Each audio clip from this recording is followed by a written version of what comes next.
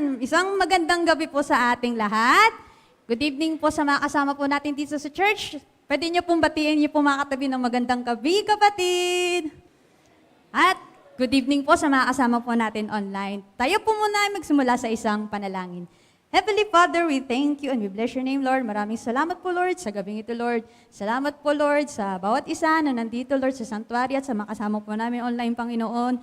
Patuloy ko pong panalangin, nabubuksan niyo pong aming isip, puso at tenga sa pakikinig na inyo pong salita. Holy Spirit, you are welcome in this place at sa mga bahay na kasama po namin online at maging pataba nawa ang inyo pong salita sa gabing ito. Banal na Espiritu, kasihan niyo po ako sa gabing ito, Lord, sa paghahayag ko po na inyong salita upang inyo pong mga salita lamang pumuntawi sa aking mga labi. We thank you and we bless your name. We love you. In Jesus' mighty name we pray. Amen and amen. Ayan, di pa po kakatapos lang naman po na ating anniversary. Sitingin ko po, may mga fresh memories pa po tayong naaalala simula nung anniversary. Naalala niyo po ba yung mga kaganapan po ng mga chants ng bawat groups? From Team Shaar, Team Eden, Team Victory, Team Dalet, at saka Team Jacob. Tama po, may nakalimutan po ba akong teams? Tama naman po, kompleto, di po ba? At naalala nyo rin po ba ang mga strategies na ginawa ng bawat teams noong mga nagpalaro? Kumbaga, kita nyo po yung mga, kung na-witnesses nyo po yung mga nangyayari po ng games. Di ba po may kanya-kanyang strategy per team? Kung makikita nyo po, bawat teams, may parang sinusunod silang instructions based kung ano man yung sinabi na kanilang team captain. Meron din silang mga plans or mga techniques na, baga, kapag yung dun sa cups, example, dun sa cups, dapat yung mabilis yung kamay yung nasa unahan. Kasi pag mabagal, edi mauhuli tayo. Edi mauuna yung ibang teams, mga ganong plans. And most especially, dun sa games or sa chance, pinakanapansin ko po ang isang bagay na alam ko po bawat teams meron. Yun po yung teamwork or unity.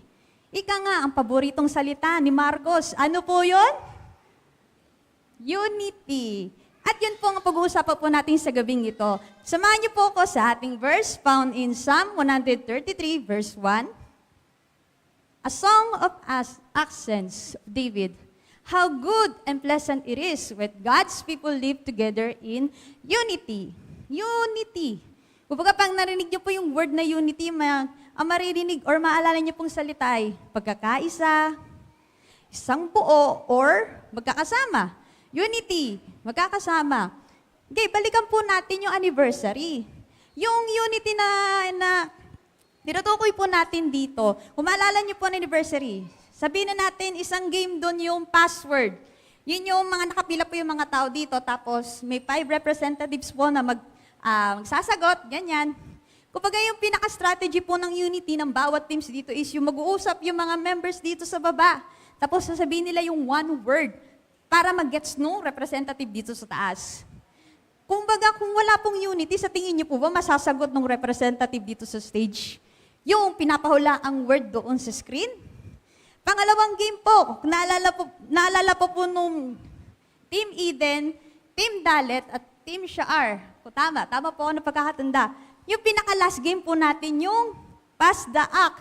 Yun po yung, andito po si Pastora Shell, tapos po may susulat siyang word, tapos i-act po yun ng bawat representative dito, tapos ipapasa yun hanggang doon sa dulo para masagot, pabalik kay Pastora Shell.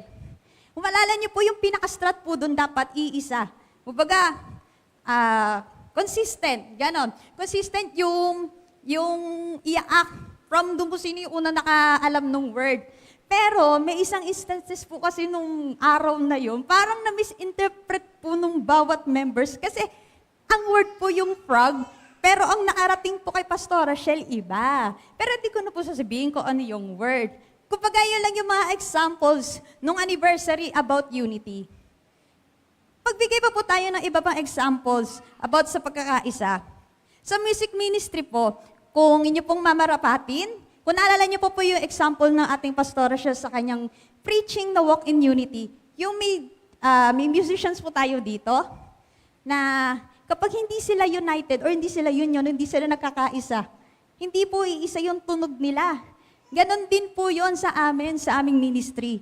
Sa tingin niyo po kung Iba-iba yung tono na ginagawa ng magkapiano, nagigitara, nagbe-bass, at sa mga kumakanta, yung mga backup natin, mga worship leaders. Kung hindi po unity or hindi po united o hindi po iisa, ang members ng music ministry ay magiging maganda po ba ang kaalalabasan ng ating worship service? Sa dance ministry naman po, punta naman po tayo sa mga sumasayaw. Kung hindi po united or wala pong unity ang mga dancers, sa tingin nyo po, iisa po yung galaw namin. Pag sinabing ganon, gagano po ba yung nasa harap? Pag sinabi po bababa, aakit kang ganon. Kung wala pong unity ang mga dancers, siguro ang gulo-gulo po namin tignan kapag praise and worship po tayo. At ganon din po sa ibang ministry. Sa children ministry, sa mga teachers. At alam ko po, ganon din naman po sa mga works. Di ba po, pag may mga group activities po tayo sa school, ganon din. Sa mga group competition. Kung wala pong unity, hindi po magiging isa yung kalalabasan na gusto ng isang grupo. Yun po yung gustong ipaalala sa atin ng Panginoon sa gabing ito. But in our church, when God's people live together in unity, pagkakaisa, ano nga po kaya ang pwedeng maging kagandahang resulta kapag may unity sa church natin? Bigyan ko po kayo ng 3 points. At isa na po doon, number 1, embracing diversity. O yun po yung pagyakap po natin sa pagkakaiba ng bawat isa. Samahan niyo po ako in 1 Corinthians chapter 12, verse 12. Thank you po. Just as a body, though one has many parts, but all in many parts form one body, so it is with Christ. Though one has many parts, but all in many parts form one body. Kumbaga yung diversity po na tinutukoy dito is yun yung meron tayong mga tahimik na mga tao, mga maiingay, sige po, katulad ko, madaldal, makulit. Ayun po yung tinutukoy dito. Kahit magkakaiba po tayo, but when we have unity, pwede po tayo maging isa. Form one body, so it is with Christ. Yun po yung embracing diversity. Pangalawa po, encouraging each other spiritually. Samahan niyo po ako in Hebrews chapter 10, verse 24 to 25. And let us consider how we may spur one another on toward love and good deeds. Not giving up meeting together as some are in the habit of doing, but encouraging one another. And all the more as you see the day approaching. Ang ganda naman po, napakalinaw. Encouraging one another.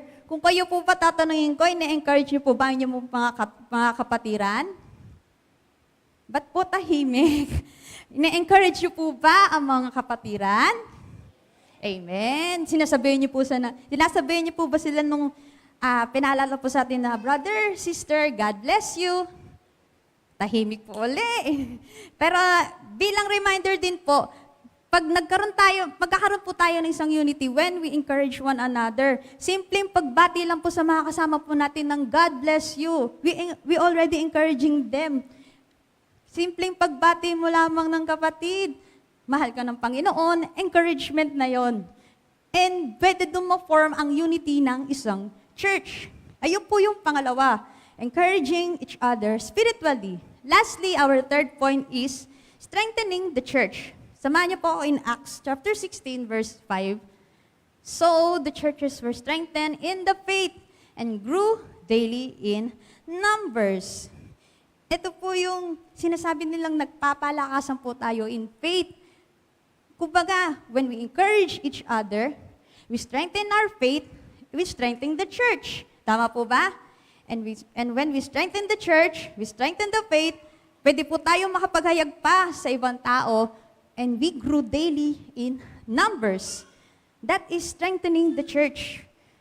Yung po yung mga pwede pa po, at marami pa pong iba. 3 points lang po yung pwede ko po maipaalala po sa inyo. Then that is embracing diversity, encouraging each other spiritually, and strengthening the church.